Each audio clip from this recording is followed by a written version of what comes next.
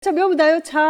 अॼुकल्ह कयो था कुझु नओं छो त हर दफ़े असां मिलंदा आहियूं तव्हां कुझु न कुझु नओं कंदा आहियो। बस शुक्र आहे अल्लाह साईं जो मौक़ो मिले पियो ऐं कोशिशि कयूं पिया। हींअर आर्ट्स काउंसिल कराची में वर्ल्ड कल्चरल फेस्टिवल स्टार्ट थियो आहे ऐं उन में तक़रीबन 40 मुल्क आहिनि जिन्हनि पार्टिसिपेट कयो आहे पंहिंजे कल्चर खे पंहिंजी तहज़ीब खे रिप्रेज़ेंट कनि पिया। उन में मुंहिंजो प्ले आहे हिकिड़ो ऐं मां सिंध खे रिप्रेज़ेंट पियो कयां सिंधी ॿोली में पंहिंजी मां हिकिड़ो प्ले पियो कयां जावेद सिद्दीकी जो लिखियलु सालगिरह जंहिंखे बाबा साईं बेदिल मसरूर साहब ट्रांसलेट कयो आहे ऐं उन में मां आहियां ऐं सबरीन हीज़बाणी असांजी मशहूरु बहितरीनु एक्ट्रेस असां ॿई आहियूं। उन में 17 अक्टूबर ते इंशाअल्लाह 8 वॻे प्ले परफॉर्म कंदासीं आर्ट्स काउंसिल थिएटर में वर्ल्ड कल्चरल फेस्टिवल। ज़रूरु ज़रूरु ईंदासीं असां बि ईंदासीं ऐं नाज़रीन तव्हां बि ज़रूरु अचिजो ऐं इन छो त इहे टिकट वठी करे थिएटर ॾिसण में इन जो हिकिड़ो पंहिंजो मज़ो आहे ऐं सिनेमा जो पंहिंजो आहे चार्म आहे टेलीविज़न जो पंहिंजो चार्म आहे पर थिएटर जॾहिं तव्हां ॾिसंदव न ऐं तव्हांखे उहो चस्को लॻी वेंदो त तव्हांखे किथे मज़ो न ईंदो तव्हां चवंदो बसि थिएटर ई ॾिसूं जेके बि ड्रामा आहिनि जेका बि उन्हनि जी परफॉर्मेंस आहे उते वञी उहो ॾिसूं त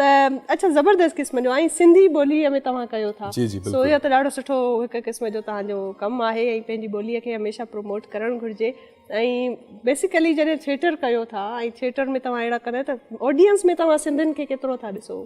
सिंधी माण्हू असांजा अचनि था या घटि था अचनि? बिल्कुलु बिल्कुलु अचनि था ऐं माशाअल्लाह सां असांजी एक्सपेक्टेशन खां वधीक ई अचनि था ऐं छो जो ज़ाहिर आहे सिंध आहे त सिंध में सिंधी जेके असांजा माण्हू आहिनि सभु प्यारा माण्हू आहिनि उहे सभु थिएटर ॾिसणु चाहिनि था। सिंध जे कल्चर जो हिसो रहियो आहे थिएटर ऐं पुराणे ज़माने में नाटक मंडलियूं हूंदियूं हुयूं ऐं नाटक थींदा हुया ऐं हज़ारे प्लेज़ आहिनि जेके सिंधी में लिखिया विया आहिनि। अच्छा केॾा उन दौर में केॾी एक्टिविटी हूंदी ऐं केॾो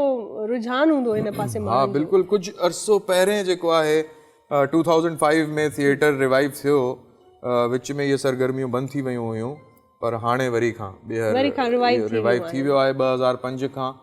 ऐं national academy of performing arts जॾहिं स्टार्ट थियो आहे ऐं 2005 में ई मां इनरोल थियोसि ऐं 2007 में मां हुतां पास आउट थियुसि पियो तॾहिं खां ई जेको आहे मां थिएटर कयां पियो बाक़ाइदगी सां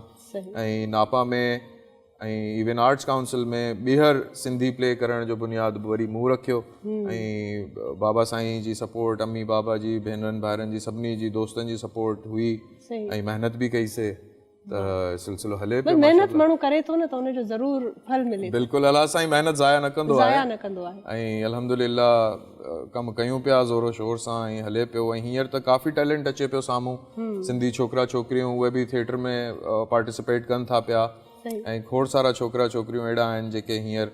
ईंदड़ वक़्त में तव्हां ॾिसंदव स्क्रीन ते बि ऐं थिएटर ते। अच्छा उन्हनि में सिंधियुनि जो आहे जेके परफॉर्मिंग कनि था छा सिंधियुनि जो लाड़ो आहे हिन पासे? बिल्कुलु बिल्कुलु आहे ऐं सिंधियुनि जो त खोड़ पहिरें खां परफॉर्मिंग आर्ट्स जी तरफ़ लाड़ो आहे। असांजी सिंध जी मौसीक़ी हुजे चाहे वो परफॉर्मिंग आर्ट्स जो ॾिठो वञे त असांजी त तहज़ीब आहे बिल्कुलु मौसीक़ी आहे हुन में रक़्स अची थो वञे एक्टिंग अची थो वञे त इहो त सभु असांजे रूट्स में आहे तहज़ीब सक़ाफ़त जो हिसो आहे। ईअं ई आहे ऐं माशाअल्लाह सां असांजे सिंध जा सूफ़ी शाइर असांजा मशहूरु राइटर्स ऐं अदाकार उन्हनि सभिनी वॾो नालो कमायो ऐं पाण खे मञरायो